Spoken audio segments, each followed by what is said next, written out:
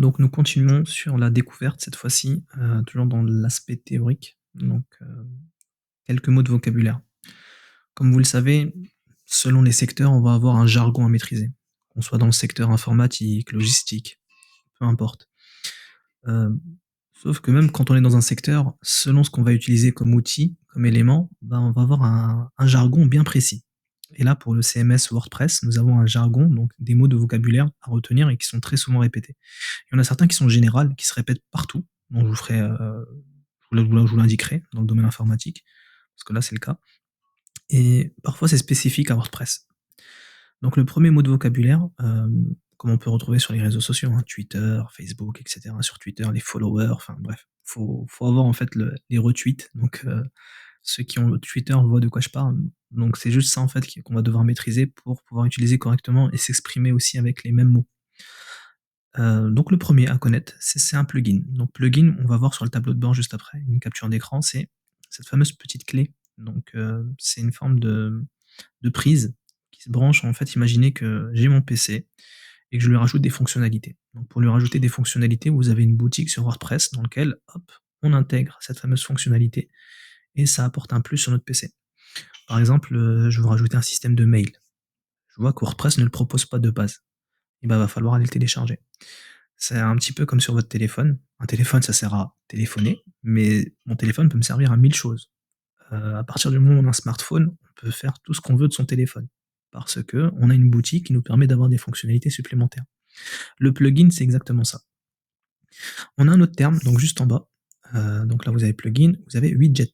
Alors widget, c'est différent. C'est le même concept. C'est le fait d'avoir téléchargé encore une fonctionnalité. La différence entre un plugin et un widget, c'est quoi? C'est qu'un plugin, c'est un élément qui ne se voit pas. C'est pour ça que c'est à la forme d'une prise.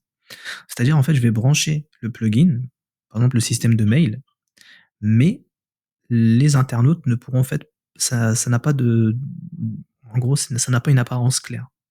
Alors qu'un widget, en fait, c'est un habillage. C'est quoi un habillage? C'est un plugin, en fait, qui permet, donc vous avez vu, il y a le terme qui revient, mais c'est un widget, attention. Un widget, en fait, c'est que c'est visible.